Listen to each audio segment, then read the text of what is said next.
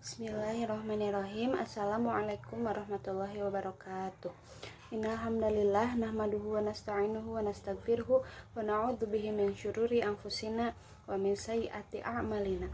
Man yahdihillahu fala mudhillalah wa man yudlilhu fala hadiyalah. Amma ba'du. Saya Ruby Karima di sini insyaallah akan menjelaskan sedikit tentang desentralisasi dan akuntabilitas pendidikan. Jadi, desentralisasi adalah penyerahan kewenangan pemerintah pusat kepada pemerintah daerah atau otonom untuk mengatur dan mengurus urusan pemerintahan dalam sistem negara kesatuan Republik Indonesia. Hal tersebut tercantum dalam UU nomor 32 tahun 2004 pasal 1 angka 7 desentralisasi. Nah, penyerahan kewenangan tersebut diwujudkan dalam bentuk pertama, dekonsentrasi, kedua, tugas pembantuan.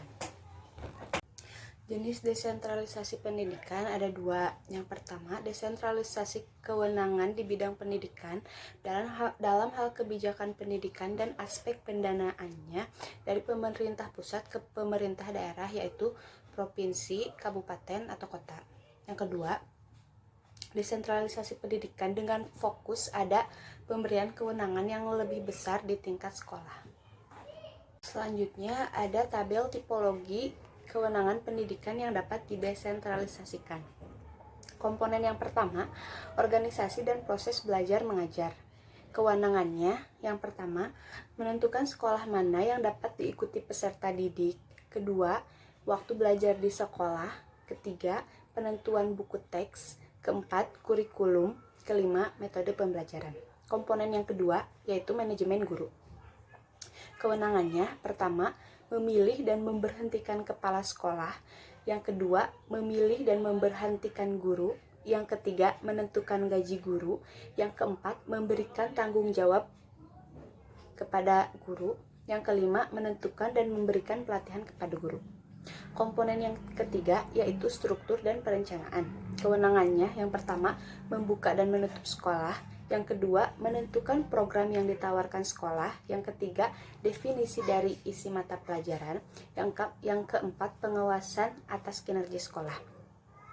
Selanjutnya, komponen yang terakhir yaitu sumber daya. Kewenangannya pertama, program pengembangan sekolah. Yang kedua, alokasi anggaran guru dan tenaga administrasi atau personel. Yang ketiga, alokasi anggaran non personel. Yang keempat, alokasi anggaran untuk pelatihan guru. Berikut ada 4 karakteristik sekolah yang efektif beserta variabel desentralisasi yang akan memperkuat sekolah efektif, ya. Karakteristik yang pertama yaitu kepemimpinan. Variabelnya pertama, kepala sekolah dipilih oleh masyarakat dengan kriteria yang transparan. Yang kedua, program pengembangan sekolah disusun dalam tingkat lokal. Yang ketiga, penggalian dana untuk melaksanakan program-program sekolah. Selanjutnya, karakteristik yang kedua, guru dengan kualifikasi dan komitmen yang tinggi. Variabelnya pertama, sekolah diberi wewenang untuk mengubah kurikulum dan proses pembelajaran. Yang kedua, kepala sekolah diberi wewenang untuk mengevaluasi guru. Yang ketiga, sekolah diberi kewenangan menentukan prasarana atau dana untuk menentukan sendiri program pelatihan bagi guru.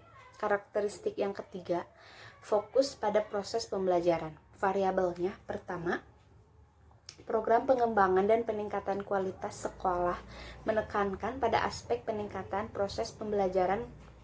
Yang kedua, keterbukaan pengembangan dan peningkatan kualitas sekolah menekankan pada aspek pembelajaran yang dilaksanakan oleh sekolah.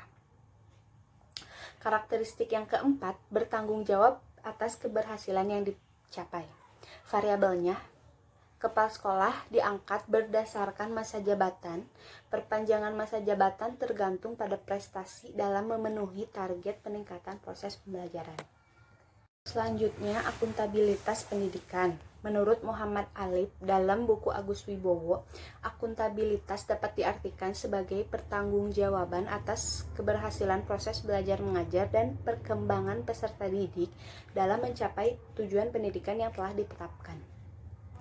Macam-macam akuntabilitas ada dua. Yang pertama, internal accountability to public servant owned organization, yaitu Dalam akuntabilitas ini, setiap tingkatan pada hierarki organisasi pegawai atau petugas pelayanan publik diwajibkan untuk akuntabel, tidak saja kepada atasan, tetapi juga pada pihak-pihak yang mengontrol pekerjaannya.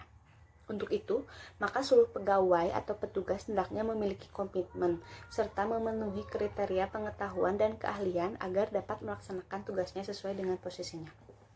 Yang kedua, external accountability to the individual and organization outside public servant own organization. Maksudnya, akuntabilitas ini mengandung pengertian akan kemampuan untuk menjawab setiap pertanyaan yang berhubungan dengan capaian kinerja pelaksanaan tugas dan wewenang.